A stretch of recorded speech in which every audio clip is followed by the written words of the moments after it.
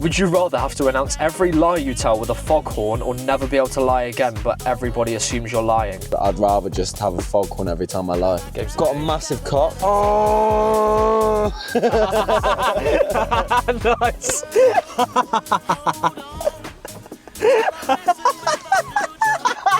Unreal. Think of when you speak to someone, what is the default conversation? Hey mate, you right? Yeah, not bad. Not bad. Not bad. So you're good then?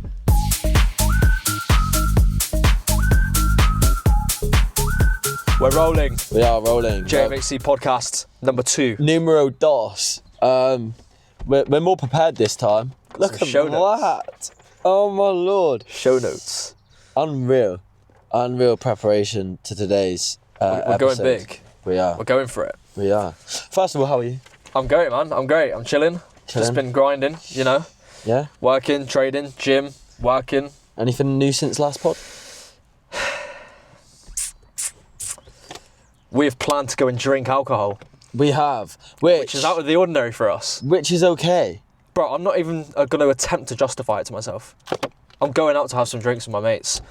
It's my first time drinking this year. I know you've had a few, but like, without even trying to, I did dry January.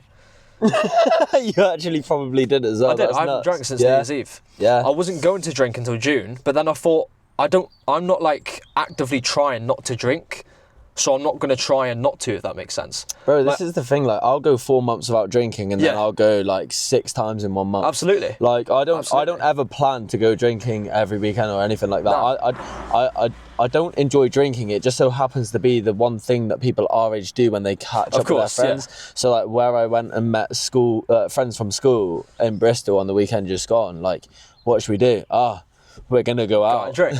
So like, I'm not gonna be mad at myself, especially as I don't feel bad about it at all. My birthday falls in January anyway, so like I was going to drink at the start of the year. I've never done dry January since I turned 18, and I don't care about that. Nah, it's been my birthday, but absolutely. Yeah, we're gonna go for a guilt-free few drinks, aren't we? On Thursday. Tomorrow. Damn. Sorry, yeah. We're engaged in some talent acquisition. Acquisition. Mad. Unreal. But like, no, we don't have a drinking problem. We're not like the average 23-year-old that goes out 3 times a week and drinks at the pub. And then hates himself for it. Yeah. I still hate myself for it every time I go out drinking though. I don't know why. Like, it's something that I definitely need to work on, because like I should go out and enjoy myself, especially considering the fact that I just don't drink regularly. Yeah. Like I said, like after Thursday, it could be 4 months until I next have another drink. I never look to go and drink. Exactly. You know? It just, the opportunity arises and I take it. Yeah. But yeah, I'm not going to be mad at myself tomorrow if I get drunk. Like, and also we're going to record it. It's going to be the first JMHC vlog. That's going to, it's going to be the first vlog. It's going to be unreal. That's going to be quite Absolutely funny. Unreal. Yeah, that's going to be funny. We're going to be drunk, chatting shit. We might even end up just going into a 20-minute podcast in Cuba. That would be pretty funny. That would be pretty funny. I'll put the mics in my pocket so that we can actually drown out all the noise. Just everybody looking over thinking, look at these two fucking No, because it will invite random people to come sit down. Bro, we're doing a podcast. Yeah, sit down. Sit down. What's your name? Well, I'm on placement for uni. Boring. Fuck off. Next. You're fit. Sit down. Podcast. Oh my God. You're actually going to say that, are you? 10 quid says you won't say that. We're talent scouts. Are you searching for the females? Is that what you're saying? I'm not searching, I'll attract them. Shut up. Right, hang on. He didn't mean to press the button. I didn't actually mean to press the button. We are back. Right, should we, I think we kind of dived into alcohol then for some reason, but... How was your trip in Bristol though? No, it was really good. It was nice to catch up with some friends I haven't really spent much time with over the years. Because they live in Bristol, they're very busy, nurses, etc. in the hospitals up there. But yeah, no, it was good. We went crazy golf, and I beat him by 9 shots. So I had to show him who was boss. Absolutely. There's absolute no going easy just because they're females. Like, that's not the way it goes. Like, I'll give you 100% at all times. So if you want equality, you get equality. Exactly. But you had a good trip. Good weekend. No, it was good. Nice to get away for the weekend. It was very good. I like when there's certain things going on in my personal life in Plymouth. There's nothing better than going away and like not being around that, because you truly do get a little bit of an escape, and that was lovely. That was absolutely lovely. Just believe that you can make all your problems disappear with alcohol, and it always works. Until you wake up in the morning. Anyway. It doesn't work. Right, should we get on to the first little topic? Let's do it. We've got topics today. Right, you wrote this one, so I'm going to let you read it out. Oh shit, okay. Are we going to dive straight into this, are we? Well, I don't know. I don't know. Did you want to do it in that order? Yeah, fuck it. Why not? So, what I've noted down is how the majority of middle-class people, the likes of me and Morgan, are subconsciously conditioned to operate from a scarce and negative mindset, predominantly in the West. I'm going to move the camera more towards you a little bit so we're both in frame. I'm going to let you start on that one. Yeah. So basically, think of how the majority of people that are working a 9 to 5, you're in school with, you work with, you meet at the pub with, they operate from a frame of what I've already got is all I can have and I can't do any more. I'm not privileged. I'm hard done by, victim mentality, and without even realising the words that they choose to use and the way they speak is just subconsciously negative. Okay, I'm with you. Kind of. I think they don't think what they've got is all they can ever have, but what they accept is that things will happen. Like, it's hard to explain. I'll start with the language point of view. That's England. Personally, I think also America as well, maybe, and other westernized countries for the most part. But like, the language that we speak with is so negative. I seen a video on it not long ago. The language we speak with is so negative that people just see everything so negative. There's a reason why the whole country's depressed and on medication. And like, it's always, I'm not enough, or I wasn't good enough to get the job. Not that the job wasn't for them.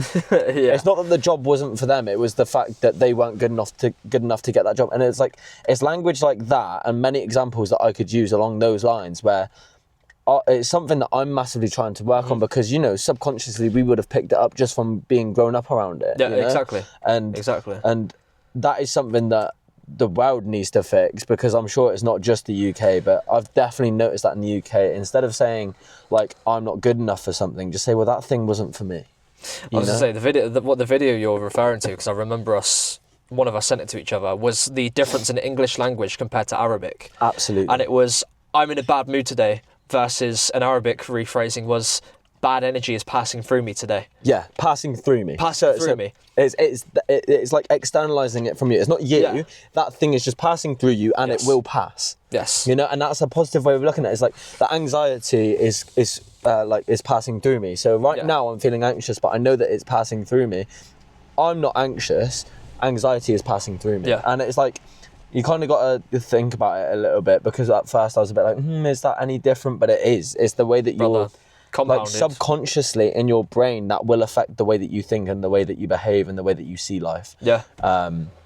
So yeah, I absolutely agree with that. What I do believe is that we're conditioned within society to, not that all we've got is all we'll ever have, but more certain milestones will be unlocked one at a time, very slowly across the right. So at the age of 18, you'll get your first full-time job, and then you'll slowly get more qualified, and you go to university, you get qualified, then you get your first entry-level job, and then you promote, and then you climb the corporate ladder, and then at the age of 28, you'll get your first mortgage. And like, it's very spread out and slow, and people are now realising that working 40 hours per week for somebody else to make their pockets significantly larger than your own when you're the one putting the work in,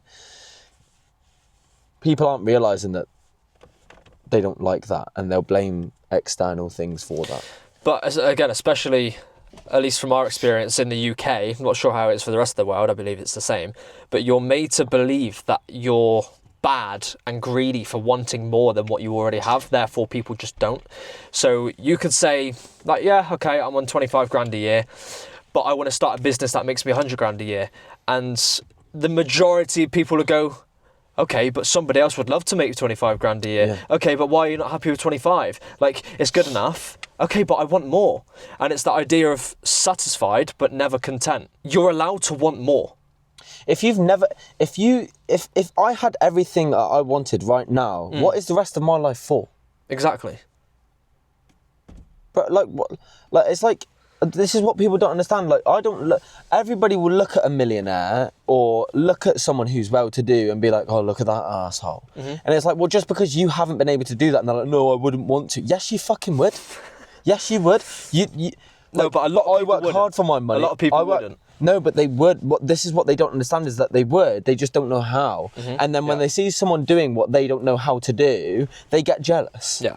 They get jealous. I love how we always get onto this topic. They say that it's not jealousy, and they say that, no, you're just lucky, you're just this, you're just that. And it's like, no, I just worked in a way that made me achieve the things that I've achieved. And like, if you was in their position, you would take it. And like, yes, to a certain level, being so rich can be quite immoral because, you know, there's starving kids in Africa and there's this, that and the other where people do need money. But that's where, like, I would trust myself with a lot of money because I know in myself that I would give back to certain things that, and I know that there's a lot of rich people who would. So I want to be rich. Yeah. We've said this in the first episode. I want to be rich, but I want to be rich for my own freedom. And my own freedom will create my happiness. And with the abundance of money that I aim to make, well, I won't just be looking at using that for myself just because I'm the one with the money doesn't mean it all goes towards me. I will be balancing that across different things. Like I've said in myself that I would like to create an ADHD centre. Yeah. You know, for people who are in the phase that I'm in before getting an actual diagnosis, where they're waiting 5 years for a diagnosis and aren't getting any help in the meantime, and they're just thinking, how the fuck do I control my brain? How do I take control of what I'm struggling with right now? Well, I would like to go and make an ADHD centre that's non-profit for people like that. I'd also like to make a tennis centre that's going to benefit just a community of people. Yeah. Like, so it's like, yes, I want a lot of money, but I'm going to do good with it. Absolutely. And people are jealous of those who make money just because they're not the ones who are making money. Yeah. And I can't stand people like that. So part of that mindset, which is an example that I saw recently, is Harry Styles supposedly donated $1 for every ticket sold towards a charity, an organisation. And there's a Twitter post where somebody says, where it's like mocking it, saying, oh, I made this much money and I'm only going to donate $1. Like, how disgusting. Think of the thousands in total, the hundreds of thousands of tickets that were sold for that tour, right? So hundreds of thousands of dollars, and the person making that post has most likely donated $0 to charity. What, and then what they were saying... The people that complain about rich people only donating this amount, oh, but you keep this much for yourself, don't donate themselves because they're poor. Not to mention the fact that, like, you also, like, this person who's complaining about Harry Styles doing that, well, how many other artists do you know that actually take money out of their profits and go and donate it to charity? Because I haven't heard many of that before. And even if it is $1 per ticket, and even if the ticket does cost $120 and $1 of that is going to charity, like, so what? He's doing something. Yeah. It's better than nothing. Yeah, yeah. And like, not only that, but I'm sure that, and I don't know Harry Styles very well, so I might be wrong, but I'm sure that's not the only way that he's been philanthropic or helped charities out. Like, I'm sure there's other ways in which he would have helped people of some kind. Like, that's just one way of him doing it. And if it is $1, it's $1. It's better than nothing. And with the hundreds of thousands of tickets, that's hundreds of thousands of dollars that are going to a corporation, a charity that need it. So, and it's probably hundreds of thousands more than that person would have donated. People always have something to complain about. Yep. And it's just like our last episode. We have that guy in the comments. Who cares? Well, you cared enough to comment, you knobhead. Yeah. Like, if you don't think anybody cares or you don't like what we've uploaded, click off. Oh, okay. Yeah. Thank you. Like, you commented on our post, like... It makes no sense. People always find something to be mad at you for. People always have... There's so much hatred in the world, and I thrive to not be like that. It's so weird. Yeah. But again, back to finish off the topic of scarcity and just the negative mindset, another one is the weather. It goes without saying that the weather in the UK is mostly shit. Have you seen that it's rained every day in 2026 so far? Yeah. Mad. But whenever I'm delivering at work and it's raining, so the way my logical brain works is I don't like the weather in the UK, but I'm also not going to let it affect me, okay? So if it's raining, I still have to go to work regardless of whether it's raining or not. So I don't care what the weather's like because I have to work. I'll take a coat. And, like, that's it, okay? But, like, the majority of time that I get to the door, the person will be like, Oh, it's awful, isn't it? Oh, the weather's horrible. Just these buzzwords. Horrible, awful, negative, shit. negative. They're not even out in the rain. I am, and I'm opening the door with a smile. Like, why are you pushing that onto me? No, it's not awful. I've got to work anyway. They don't even realise they're doing that. They're pushing negativity onto you, but they do not realise. These people do not realise that the words that they've been using for the past 20, 30, 40 their entire years, lives. Shit, awful, not great. Bro, think of when you speak to someone. What is the default conversation? Hey, mate, you right? Yeah, not bad. Not bad. Not bad. So you're good then? Just say you're fucking good.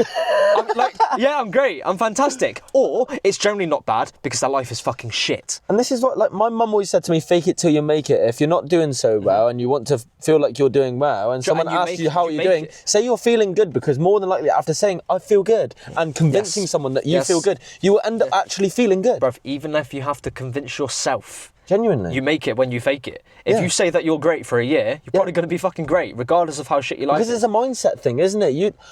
And this goes on to a separate topic, which we should probably do in a podcast one day.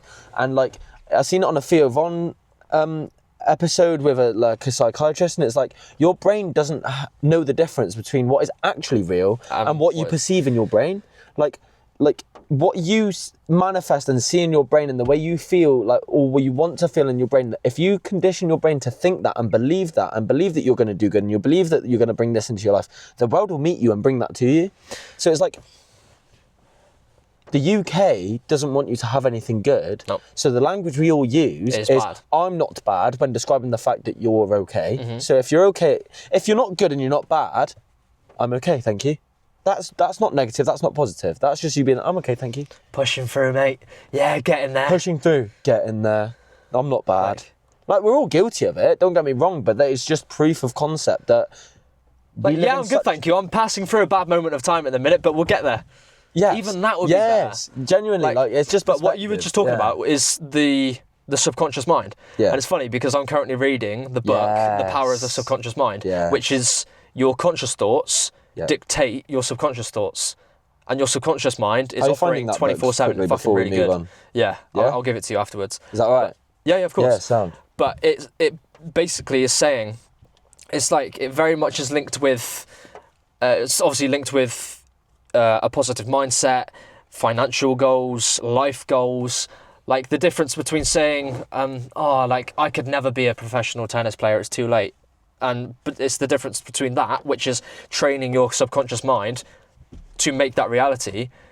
Yeah. Like, I don't know the technicals, maybe it is impossible, but it's the difference between that and every day saying, I will be a professional tennis player. I will be a professional tennis player. I will be the best tennis player in the world. If you dedicate your time to it and you believe that you can do it, you will probably do it. It's like you will get a lot further than what you would if you tell yourself that you're not. It's that saying, and I know you posted it on your TikTok, I think, or even your Instagram. It's like, whether you think you can or you can't, you're probably right. You're right. Whether you think you can or can't, you're right. You're probably right, yeah. Mm-hmm. No, you are right. Because if you think you can't, you can't. Well, that's it. If you can't do it, you can't do it. If you can do it, well, then there's a possibility. Mm-hmm. It's like, and there's another one where there's a will, there's a way. If you have the will to go and do something, there's a way to make it happen, you know? And yeah, and this is where, going back to the original concept that we live in a country, or we live in a era of time where everything is so negative and it feels like no one wants you to succeed. I mean, I posted it on my TikTok the other day, like people, like a personal brand nowadays, in my opinion, is equivalent of a CV. It is. It's more than a CV. It's a portfolio of who you are, what you want to be, what you want to be, what you're going to go and do. Like, again, I said in the video, in my opinion, it's more important than a CV. But people will look at me speaking at a camera and mock it. Yeah. Negativity. Why are you mocking that? Because I don't mock you when you're creating a CV for your corporate job in London. Nice. Am I mocking you for that? No, because it's normalised. It's normalised. This is the negativity that we're on about. It's sad to see the majority of people accept this default emotion and just live with it. But again, they don't believe that a higher state of consciousness is achievable because they've been told that, it's only for rich people. Bro, I still struggle with it now. I have a lot of negative thoughts. But you're trying. Yeah, but I'm aware of the fact that I can change the perception of that. Mm-hmm. I can change the course of the way that I think. Right now, I'm still struggling with it because I'll be like, I'll be feeling shit, and someone will ask me how you doing. I'll be like, yeah, I'm alright. Oh, yeah, I'm not bad. And I will feel, and that's just because I'm not doing too good. Yeah. But like rather than I'm not doing too good, is also like it's all negative, you know. And I'm going to be great once I get through this. Exactly. I'm going to be great. This is you don't have to be great now, but it's the idea of telling yourself that you're going to be. Yeah. Even if you're not now, you will be. Your subconscious is you're sort of giving it a warning that you're going to be great. Like, it's not now, of course it's not. Like, if you're in a shit situation, but instead of going, it's shit, I'm shit, it's, I'm going through a shit time right now, but it's about to be great. Yeah. Because I'm giving myself permission to be great. Yeah. Yeah. No, I agree. We live in a negative world, and it's not on. It's not on, and this is why places like Australia, Bali, and all this appeal to me, because all I see is people going out and getting it. You see, like, if you see, like, like, it's a trend on TikTok at the moment, the Australian effect, and it's people looking so much better than what they did in the UK. Clear skin. And like, it's not just the way that they look, it's like, you can see beyond the way that they look. So energy. You can see the way that beyond the, like, because yes, they look better, they've got a nicer haircut, they got a bigger smile on their face, they don't have the tired bags underneath their eyes, even though they're waking up at 5 a.m. every morning. It's because that they're looking at, because they're working well, and it's the sun, it's the people they're around, it's the habits that they're getting themselves into, it's the, like, the lifestyle over there is just worlds better than it is here. And it's very visible, not only in the way that someone physically looks, but in the energy that they give across, even across the phone. Now imagine meeting these people in real life and the energy that you'll be able to palpate then. That's going to be insane. Bro, think of the difference of a morning in the life. You wake up in the UK, you go out to get some immediate vitamin D and drink some water and catch some sun. It's 7 a.m. You walk outside. Oh, it's cloudy, grey and raining and cold. Can't do that. So now, like, my start to the day is immediately just mundane. Then you go to work, you're surrounded by other negative talking, crisp, cake eating fucks who just talk about how shit their weekend was at the pub.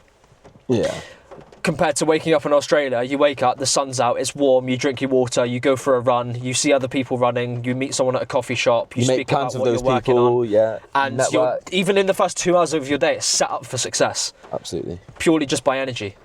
Yeah, literally. The rain is currently entering the car through the openness of the window. I do apologise. I was going to try and do that quietly, but yeah, I think. Sorry, that was my radio. Environment is important. Environment is important, and I think that section that we've just spoken about there, I think we'll come to a close on that one now. But we live in such a negative place, and that's not just due to the people here. That's due to everything: society, the people, the weather. It'll go off by itself, but literally everything. You know, like this place is just very negative, and. Yeah, I can't wait to get away from it. But also, I know that you can still feel better while we are here. It's not impossible to do well. No, you don't have to move in order to be happy. But see, a lot of people better say, environment like, will be better. For a lot of people say, like, well, work with what you've got. Like, the UK's not that bad. But I'm sorry, one of the most, this is, again, subjective for everyone, but one of the most important things for me is sunlight and warmth. You just don't get that here.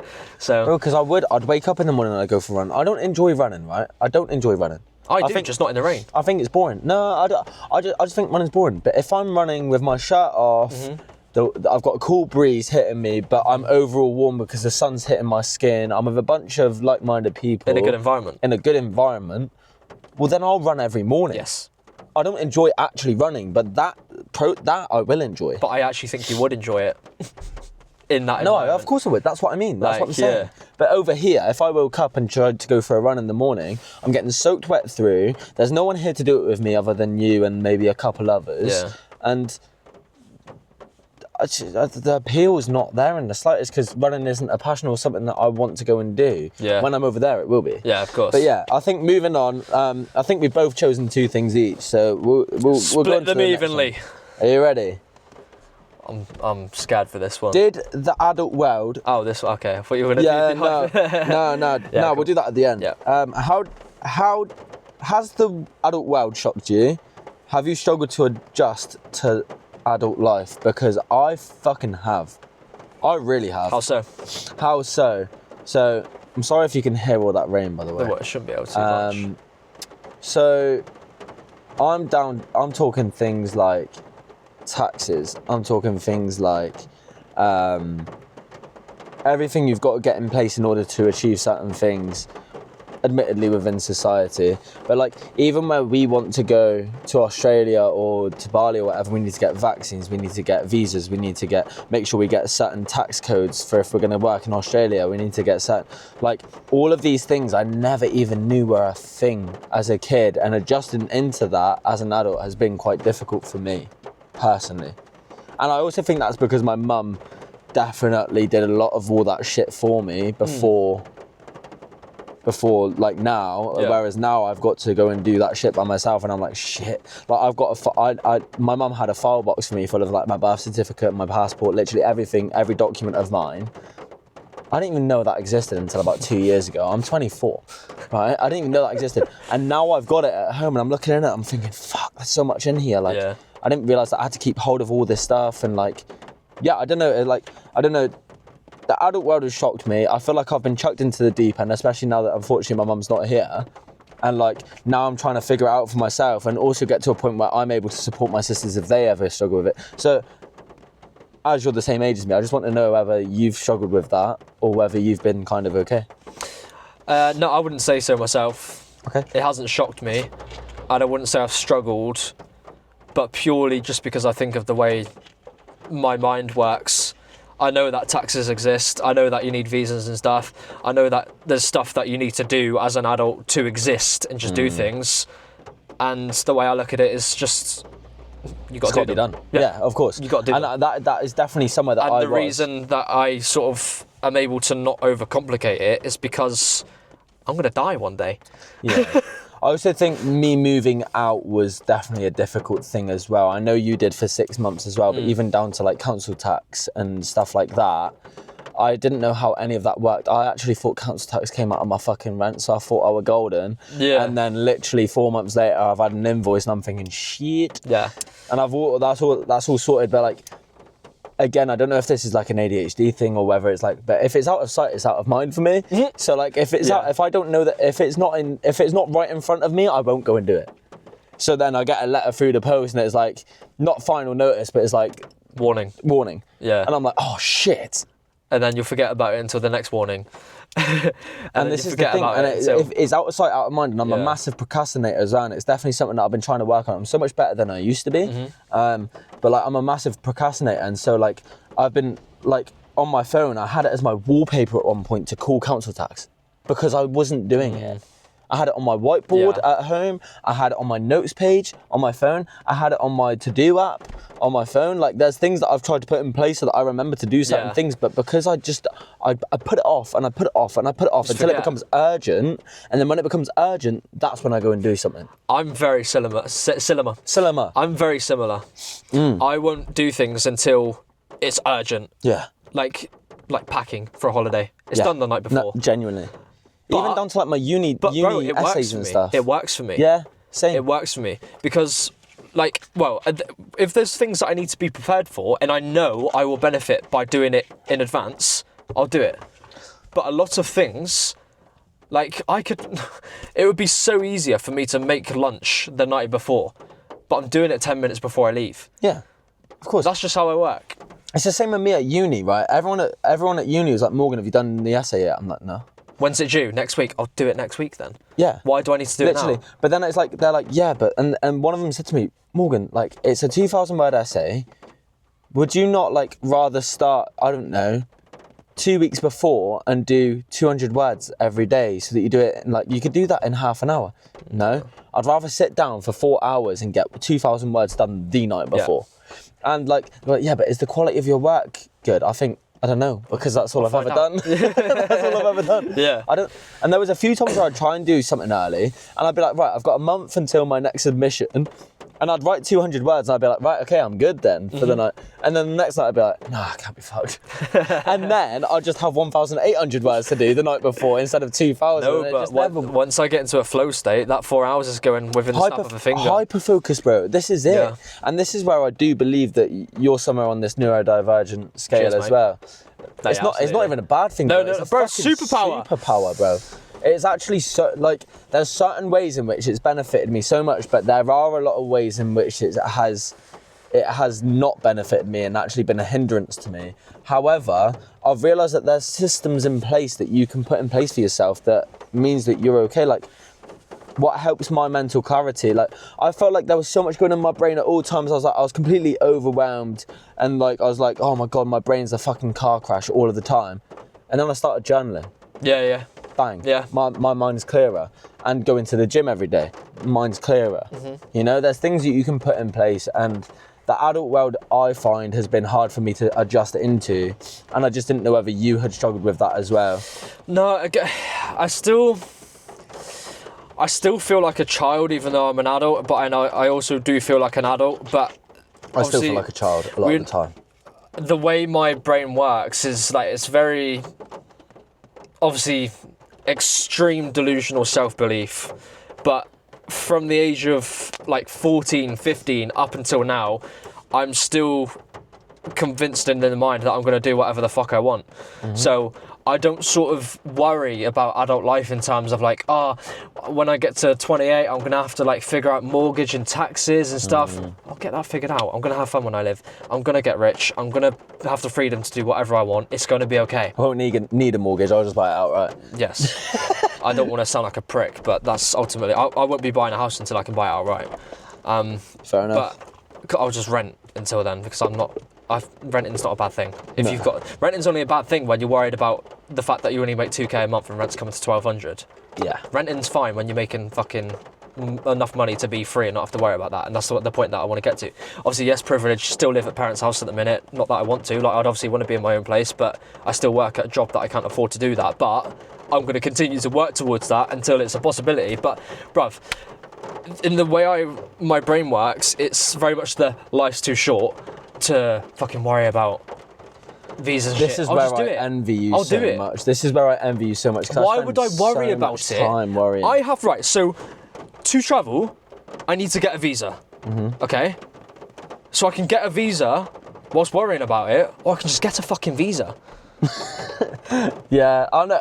Yeah, I have to get it. You're very good at not worrying about shit, and I'm very not good at that. I worry about everything, and I'm very conscious of everything, and I get like, oh my god, I've got to do this, and this, until I can go and do what I want to go and do. Sorry, go on. It's just, I don't know. I struggle with it all. Yeah, I struggle with it all. But then again, like, I am doing a great job, I don't give myself like enough credit. I think what I do is I compare myself to people our age, which is absolutely stupid. Comparison is the thief of joy. Like, I'm looking at people that we know who have bought houses. Like, my best mate's bought a house, has a dog, and he's a year older than us. I'm thinking, unreal. I'm thinking, I'm so far away from that.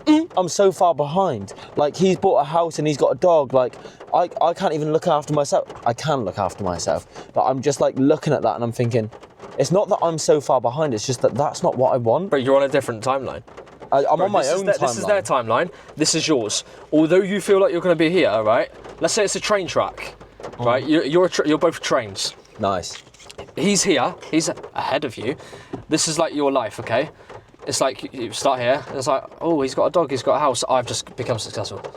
Yeah. On your timeline. Yeah, no, you're not on the same track. You go at different speeds, you go and achieve different things. But also, like, I don't want a 3-bedroom house in Plimpton and a dog. Bro, I don't we have this conversation every single fucking time. The guy with a 3-bedroom house and a dog will still probably be happier than you are chasing fulfillment in money and business and projects. But that's just the way your brain works. You are happy, but like his level, no one specifically, but their level of success that they reach and think is like, I've made it in life, which is 3-bedroom house, happy. Yeah, now not talking about my best mate.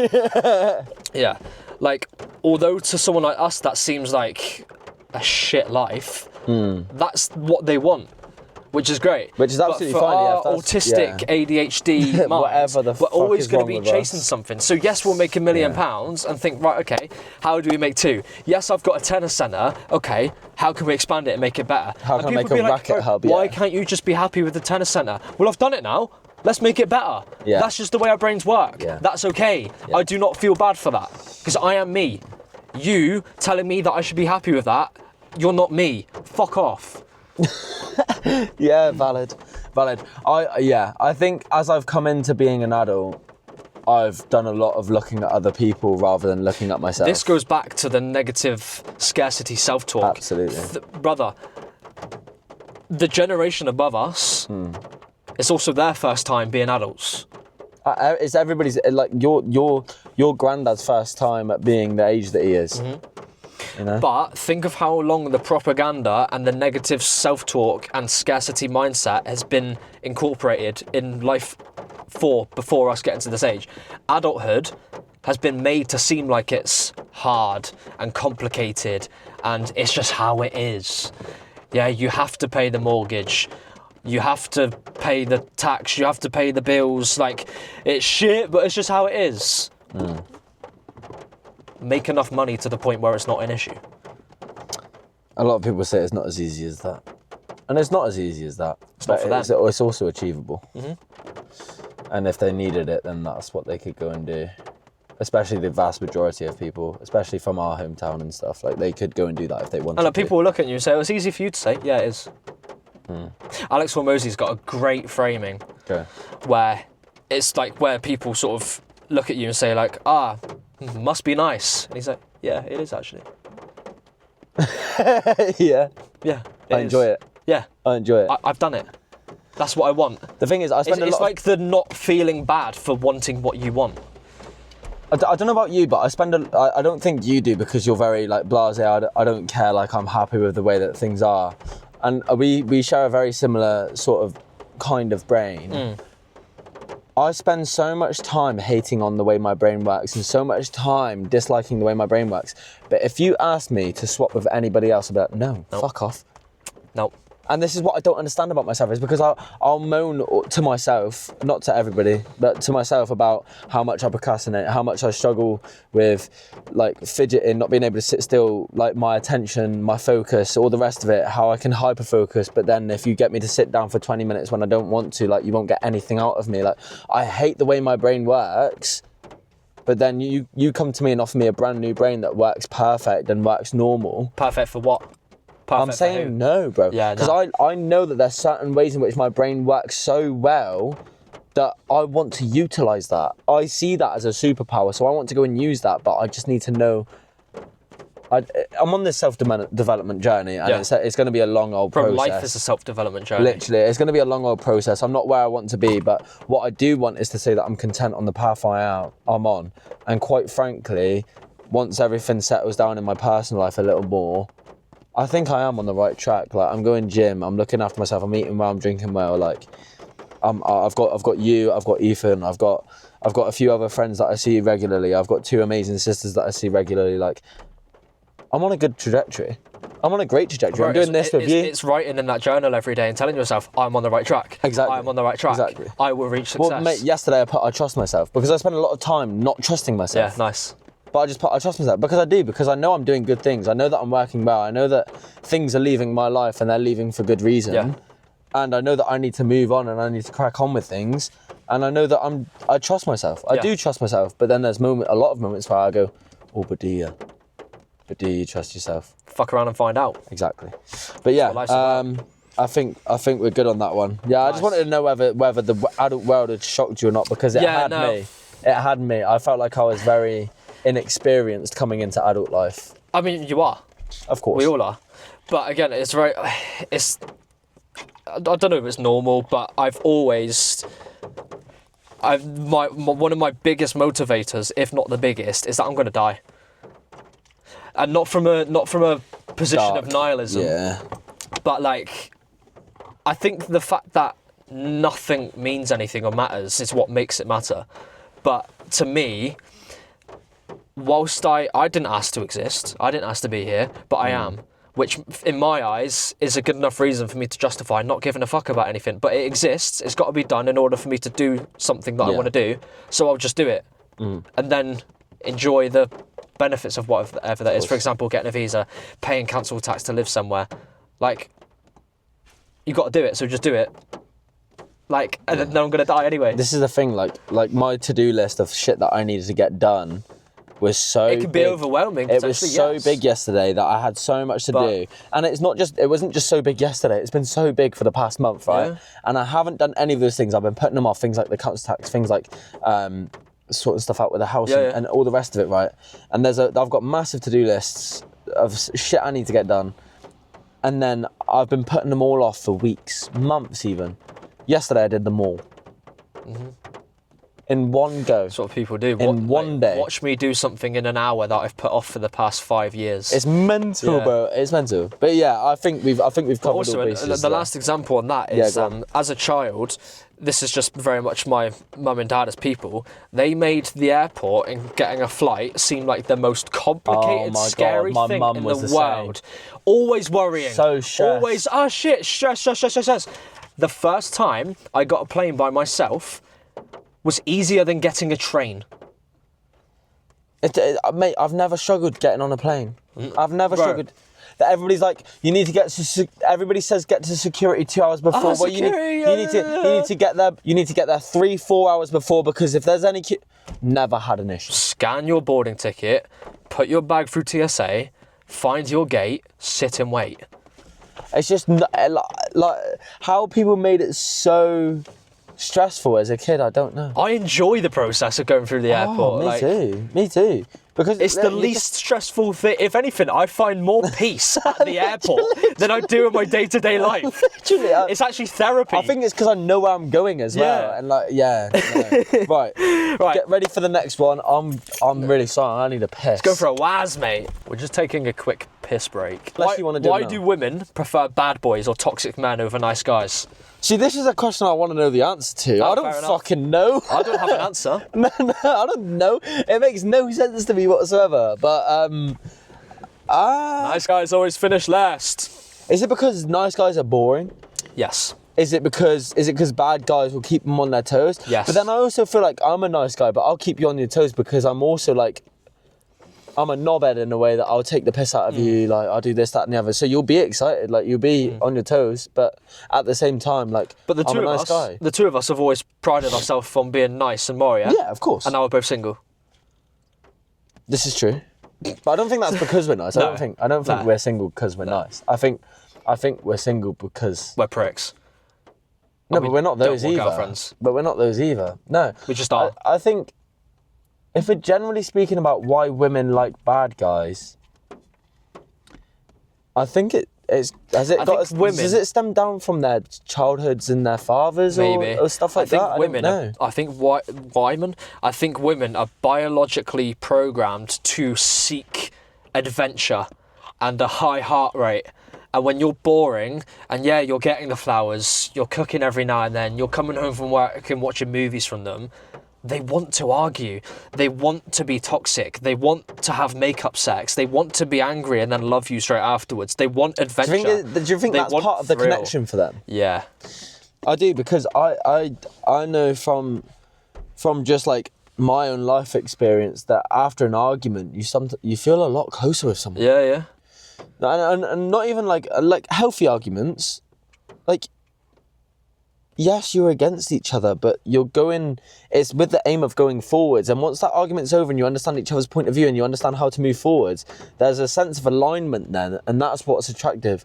But I think some women maybe get confused between that healthiness of arguing and then falling out with your partner and then having make-up sex, whatever you want to call it, and then also someone just treating you like shit, and then I don't know. See, I'm not a woman, so I don't fucking know. So what made me think of this is, like, you see so many examples of women that get abused or beaten up by their sort of boyfriend. They'll break up and then they go back to them. Or they do break up and then they find someone that does the exact same thing to them. And it's like, I don't know what trauma a girl goes through to then realise that they're going to go back to somebody who's, like, hurt them physically or mentally, but they sort of then love them, and this is how toxic, like, men get them wrapped around their little finger. But I'm interested in the psychology behind why women will sort of cheat on the boring guy for the bad guy. Like, they'll cheat on the finance guy for the drug dealer because they're, like, riding on the back of their motorbike and they're having fun. They're doing things that they get a thrill from the idea of potentially getting caught. Like, this is what... I get an element of like when like we was younger and we went to the mines, which was trespassing against the law, and like you getting chased out, you do find that funny, or like cherry knocking, where you knock on someone's door and then you run away. Like that, the sense of doing something naughty is very fun. Yeah, it is.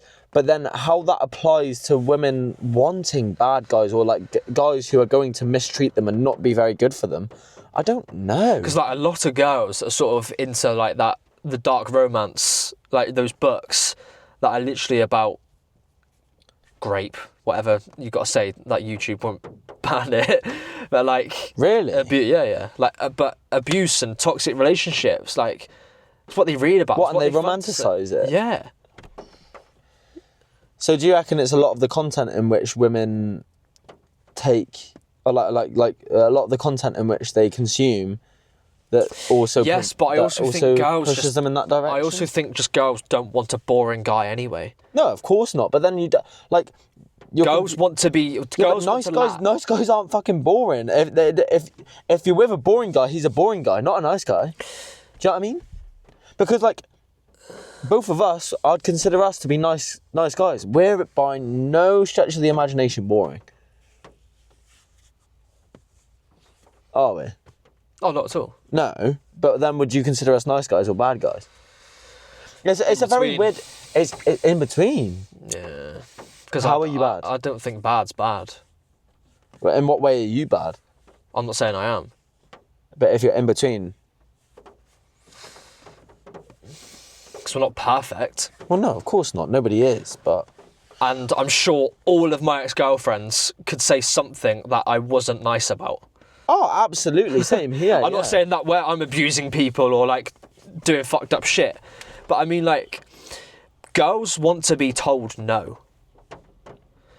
Like, I think the nice guy is the one that just does what he thinks she wants him to do. A girl loves to be put in her place. Yes. And nice guys do what they think the girl wants them to do. Nice guys say what they think the girl wants to hear. Whereas girls actually want to be told no. They want to be put in their place. They want the guy to have the audacity. And they find it attractive when a guy is being horrible, but it's actually him valuing himself. He respects his word. No, I don't want to do that because that's not what aligns with me. So no, I won't. Like, and then they'll have the emotional spike of he doesn't like what I want. He doesn't like me. He doesn't want to do what I do. They'll sit down. They'll reevaluate and think, "Fucking hell, he means what he says." I like that. I love this guy. I can trust his no as much as I can trust his yes. I'm with you. See what I'm saying? So this is, right, okay. So now I'm on board with you, because then I was thinking, when you say bad guy, I'm thinking someone who abuses. I'm thinking someone who cheats. I'm thinking someone. But when you say bad, you mean someone who's firm, someone who's going to correct someone who's going to challenge. You know, because like if my ex-partner ever said something that I disagreed with, okay, I'm challenging you. Mm-hmm. Like, I'm not just going to say, yes, okay, you're right. You're pretty, you're right. No. If I think you're wrong, I will say, I don't agree with that. What do you mean by that? And I do that to you. I do that to anybody. But I think I do agree that when you're talking about a nice guy, you're talking about someone who's boring and is just going to say yes to everything that someone's going to say. Predictable. They want to fit in. Yeah. They're scared to stand out. They're scared to be their own person. Mm-hmm. So it's less about being nice and bad, but more about being authentic or a pushover. Yeah. Right. Now I'm with you. Abuse and stuff is just an extreme example. Absolutely. Yeah, okay. I'm with you now. Yeah, I think women definitely do like someone who's assertive. Mm-hmm. We're obviously generalising women here, which doesn't sound great, but like the average woman that we'll come across and be in a relationship with, they will like to be corrected or challenged. So, no, corrected sounds wrong. Challenged, and will want to be told, no, I don't think that's right. Mm-hmm. And I think that's important, because that's what I'd want from my girl as well. Yeah. Like, if I was to go and make a mistake, or I was about to go make a mistake, and I say to my girlfriend, I'm going to go and do this, and she goes, that's not a good idea, that's just going to end like this. She's reframed the way that I've thought about something, and she'll make sure that I'm making a decision that's best for me. If I still then think that that's something that I should go and do, I will go and do it regardless of what she says. But at least by her challenging me, I'm aware of the situation fully, and it'll be thought through by two people, not one. Nice. And I think, again, this is not a generalisation, but there's a lot of girls who just aren't emotionally mature enough for somebody like that. And they want the one who's just going to agree to everything they say? No, they do, but they're just not equipped to handle it in that moment. So let's hypothetically, let's just say you've got girl gets with nice guy. Boring guy or nice guy? Sorry, no.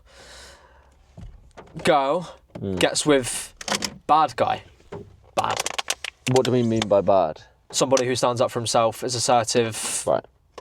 As we've just mentioned. Yeah. She, every time he does something that's unpredictable or disagreeable, reacts in a negative way. You just do what you want. You blah blah blah blah blah blah blah blah. Mm-hmm. That's actually what they want. They'll lose him and then realise, shit, his word meant what he meant.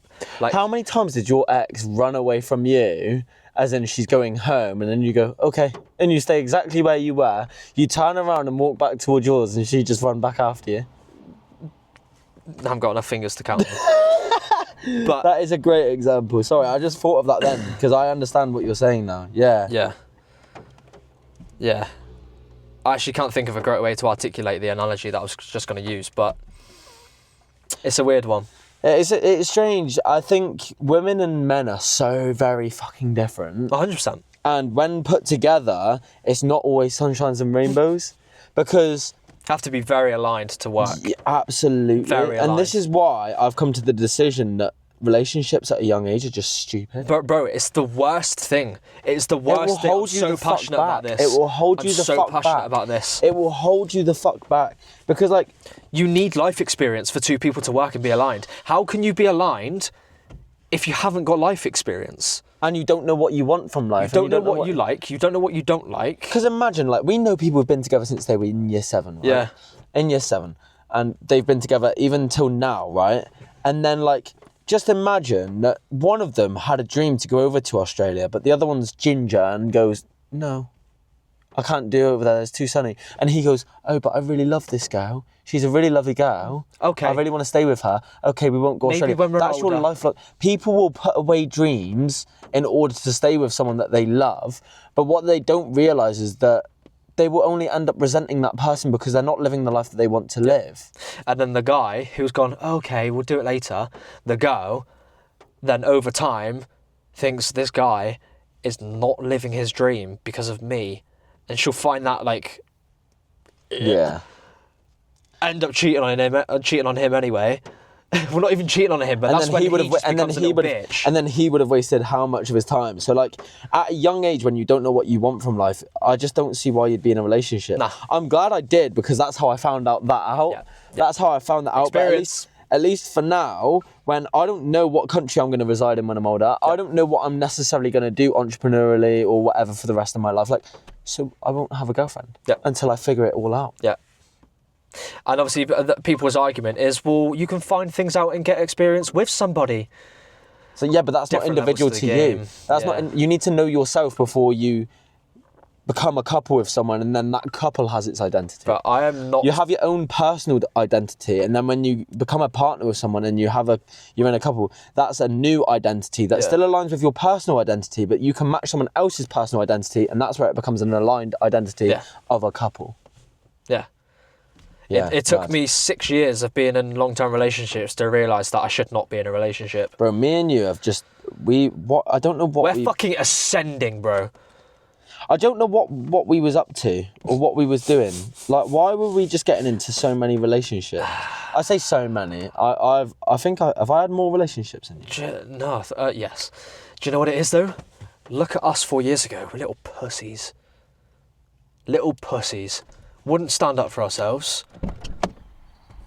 Like, we were the nice, boring guy. we bend over backwards for our partners, even though they didn't deserve it. Yeah. Yes, but also we just weren't mature enough. We were boys. Yeah, but then look, we were late bloomers. We've gone through what we've gone through in terms of our relationships in order to get to this point now where we understand that we need to find ourselves and do what we need to do before we get into another relationship. But going back to that adult thing as well, I don't know about you, but I only feel now at the age of 23, over the past 8 months, that my adult life is actually just starting. Yeah, I feel so old and then I feel so young at the same time. I didn't feel like an adult at 19. I didn't feel like an adult at 20. No. I only now feel like I'm becoming my adult life is just starting. Yeah, I feel like I'm definitely in the first year of becoming an adult. Yeah. I'm definitely in the first year of becoming where I've actually got the control to do whatever I want. Yeah. I don't know. So, I think looking back to this topic, why do women prefer toxic men over nice guys? I definitely think it's an element of keeping them on their toes. But what girls and boys don't realise is that you can be nice while also keeping your partner on their toes, and you can also still challenge someone and challenge their beliefs, challenge what they think, challenge what their opinions are, and also just I think it's very possible to do that while being nice. But so I think nice, using the word nice and bad is not the best way to go about it. But toxic probably is. I think women like toxic men because toxic men are very assertive, are very my way or the highway. And women will like that. Women, biologically and historically, want to be led. I'm not to fucking start a conversation of feminism and girl boss or blah, blah, blah, blah, blah, blah, blah. Women, for the most part, want to be led. They just want to fulfill their role of being a woman. You look at it from an evolutionary standpoint. That's what, yes. Not talking about modern day, because modern day relationships don't work. Why is the divorce rate over 50%? Why are people getting cheated on left, right, We had centre? this conversation the other day. Yeah. You've got our grandparents' generation where they've been together since they were 20 years old or they were together since they were 15 years old or whatever. You've got the generation below where it's nothing but divorces, and then you've got our generation where it's nothing but everybody sleeps with fucking everyone. Massive hookup culture. No one everybody's wants to get shagging. Everybody's doing one night stands. I don't want to get married. I don't want to get married. There's no incentive. Exactly. It's fucked. So I do look at it, and then I can't help but get myself to a point where it's well, maybe there is a very big importance in masculine and feminine roles. They must have been doing something right for our parents to still be together now, our grandparents to still be together now. But then there's also the fact, which I've understood, and this is why I'm not firm on what I've just said, is because, well, back in the day, our grandparents' generation, the woman literally didn't leave the fucking house. And that's where you have to adapt. I think there's a way for modern and traditional relationships to combine and move forwards. Do you know what my perfect setup I think there needs to be a new balance. Do you know what the perfect setup in a woman would be? Go on. Would be, you're 30, 40, your business is running, you got your dream life. Okay. Your girl's got a fucking cupcake shop. Nice. Something like that, a little flower cafe. Doggy daycare. She runs. Yeah. She's the owner. It's her thing. She's done it all herself. And she starts whenever she wants. 10 o'clock. She's the face of it. And she can choose the hours she works. And she chooses to finish at a time where she can then go and pick the kids up from school. And then make the kids tea. And then when you get home from work. And then you do whatever you want in the evening. And just because that sounds like she's serving you, what would you do for her? Just so people don't think you're a fucking arsehole. I'm paying for the £3.6 million house that she's living in. I'm paying for the 450 grand Bentley that she's in. And am I right in saying you're protecting? I'm paying for her to have the freedom. Providing? I'm paying for her to have the freedom to do whatever it is she wants to do. And if we're walking down the street and a man comes up with a knife, I'm standing in front of her. Yeah. So you're protecting, you're providing, you are being that masculine figure in that relationship. Yeah, absolutely. Just thought you should clear that up because there's nothing wrong with that. but before it sounded a bit like your woman was just serving you. Only here to serve me. She can have a business, but only if she clocks out at a time that she can come home and make me dinner. No. That might get taken out of context. No, I just wanted you to clear that up. I knew what you meant. Yeah, I knew what you meant. Thank you. To finish on the topic of toxicity, cheating. What do you think about the idea that women, we're talking about a different level of women here that we don't yet have access to, but women who can attract high-performing, successful men, right, who have the choice of settling with somebody who makes 40 grand a year at a good corporate job, goes back home every single day, they have tea, and then they watch Netflix, who may still, because they're still a degenerate normal person, cheat on the girl, right? Because a lot of people are just shit. Versus being with a man who's highly successful, can provide for this girl, give her whatever life she wants, that she does want. She wants to be on yachts, she wants to be travelling the world, okay? But he's told her, you can be my wife, you can be my girlfriend, but I'm going to sleep with other people on business trips, and she will still choose to have a part of him who will give her a better life than what she will get with a boring guy who will probably still cheat on her anyway, as opposed to 100% of that boring average guy. Okay, is that what you're saying you want? No. I'm just asking for your thought on that as a process. I think it's stupid. Because there are girls who would rather have a part of a highly successful guy instead of 100% of a normal guy who's still probably going to cheat on her anyway. I think it's stupid because I believe in equality in a way that if I'm saying I'm in a relationship with you, it's only you. It's only you. Okay, yeah. I am not going to cheat on you and you are not going to cheat on me. If we do, then we're done. Yeah. And I will find someone who's going to be loyal to me. When you're in a relationship, there are loyalties. So me going away on a business trip and then fucking someone else and then her being, me expecting her to be okay with that, in the back of my head the entire time, I'm thinking, well, when I'm on my business trips and I'm fucking other women, is she having other men around in my house? Because she can agree to it all she likes. But if I'm away, she could be having anybody in that house, or she could be going to anybody else's house. And loyalty is fucking huge for me. So that whole concept, I understand that it happens, not for me. I'm massive on loyalty. I will give you everything that I've got and I expect everything you've got in return. And then we will keep ourselves to ourselves and nobody else. It is our relationship. Loyalty's pretty much all men want. It's the most attractive thing in the world. If you're going to stand by me through the worst of storms and you're not going to leave me at any point, and you know in relationships, it's never 50-50. Sometimes I'll be going through a rough time, so you need to give 80 and I can only give you 20, and then it's back and forth or whatever else. And if we can do that and we can balance the scales each time and we can make sure that even if it's 90-10 or 99-1, you never leave because you're aware of my situation. You know that I'm aiming to give you 50 or aiming to even give you 100. If you stick by my side, you'll get every piece of me, and I want every piece of you. That's the way that I want my relationship to work. But men would prefer a 7 out of 10 girl who's loyal than a 10 out of 10 that looks 100%. Better. That's going to potentially cause problems and cheat. Looks only means so much. You have to be attraction is so important. Attraction is very, very important. You have to be attracted to. Absolutely. But absolutely, there is so much more to it than just attraction. 100%. There's some 10 out of 10s that I've seen on TikTok, YouTube, whatever, and then as soon as they've opened their mouths and they've said something stupid, I've just gone, you're a fucking 3 now? Do you know what I mean? It's so easy for a girl to become unattractive in my eyes as soon as she says or acts a certain way. Because I just think, well, you're just fucking scum then, aren't you? Yeah, so what you're saying is girls are attractive, but when they open their mouth, they just become fucking annoying.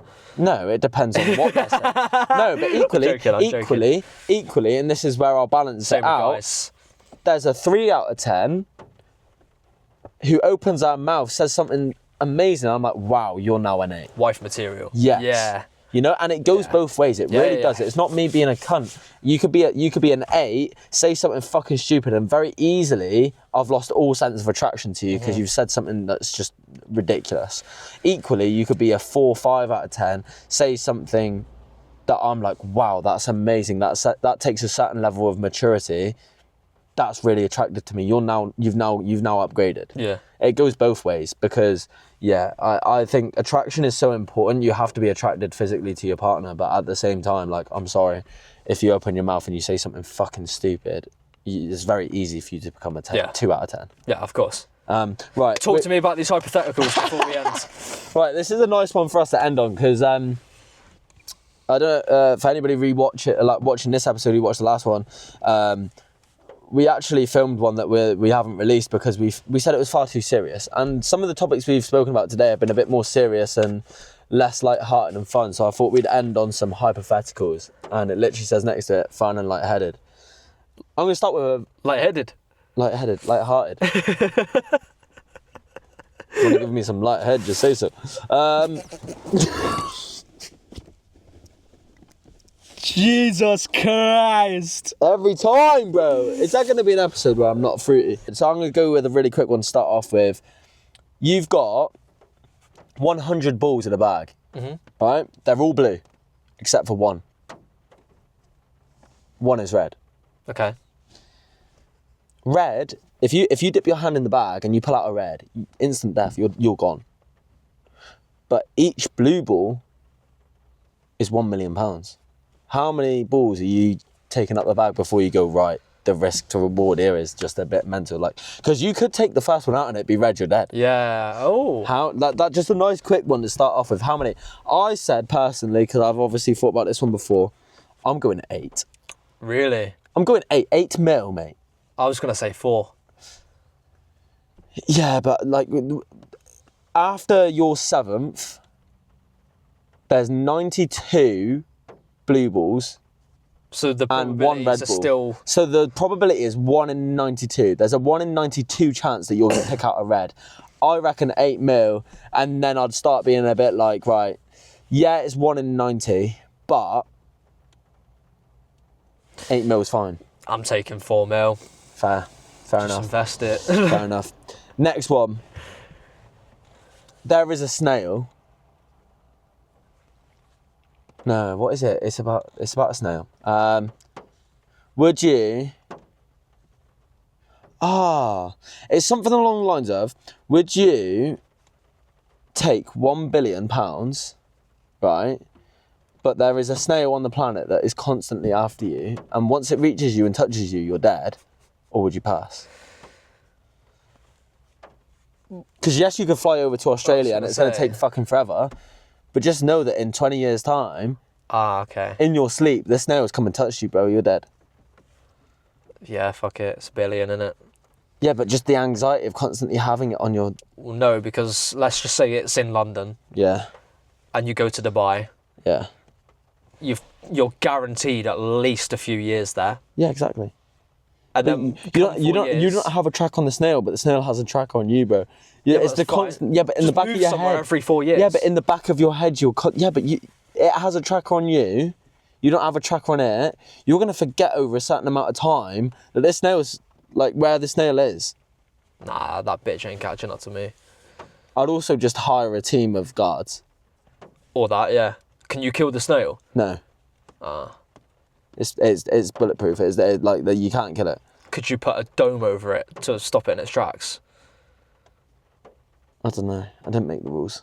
Because if so, I'll just come find me, bitch. Let it come to you, and then cover it. Also, right, next one, because this is my favourite one, because I reckon I just live the rest of my life like this quite happily. Mm-hmm.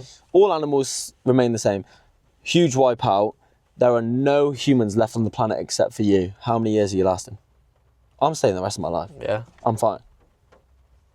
So many people like, yeah, but what would you do? I'd still rather be alive than die. What would you do though? What would you do? Drive supercars, fly planes. Like... You would, wouldn't you? I'd have so much fun. I'd just go and explore every single place. There's not a bit of the planet that I just wouldn't go and find. Like, money wouldn't be a thing. I'd just go to, like, place like Miller and Carter, take loads of steak, eat some food. Like you'd be in the kitchen cooking the steak and then serving it to yourself. Literally, you go help yourself to food. Like you go to the nicest places on the planet. Yeah, it would be very fucking weird because when you factor into like how much you actually rely on people, even as alone that you are, to serve you in the shop. Like, you would be lonely. You would be lonely, but I'd also just have a dog. I'd just bring a dog with me. Oh, you're allowed animals? Oh, fucking hell, yeah, of course. Animals are allowed. Yeah. So you'd have a dog or a cat that you bring with you everywhere. Yeah. I think I'd be fine, mate. I'd live the rest. Everyone's like, nah, the isolation would kill me. I'd only last like a year or two. Nah, mate. The rest of my life, the grind is lonely enough. I would like that, mate. Yeah. I'm not even joking. I reckon I'd like that. Would you rather know the exact date you'll die or the cause? Date. Really? Yeah. What if it's next week? Best fucking do what I want. Doesn't fucking matter how I'm gonna die because I won't know when I'm dead. Yeah, this is true. So I'd rather know if there is a cap on it. If it's like 10 years, then I'd best have the best 10 years of that life. Do you know what's mad though? Right now, we don't have the answer to either of those questions, which is more of a fucking reason to do what you want to do whilst you're alive. Yeah, because it could be tomorrow from a heart attack. Yeah. And you just wouldn't know. Would you rather have to announce every lie you tell with a foghorn or never be able to lie again, but everybody assumes you're lying? Oh, I hate when people think I'm lying when I'm not, so I'd rather just have a foghorn every time I lie. Fuck yeah. But I don't really lie. Fair. Game's got a massive cock. Lie! Oh! Nice!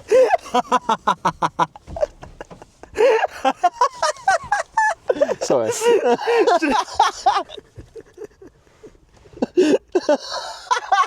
Unreal. I'm good in bed. Oh! Babe, of course I love you. I like girls. Oh! That's too many. I need to stop with the fruit. People are going to think I'm gay. Fuck. No, it's just that I fucking know tomorrow we're going to be drunk and you're just going to say something and go, and we're going to cry with laughter. Or James is going to say something that's an absolute lie. He hasn't been here, we're just going to go, Would you rather cry every time you laugh or moan every time you stretch?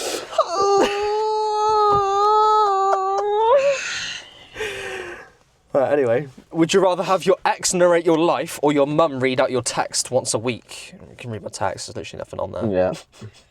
Have to flirt in Shakespearean English.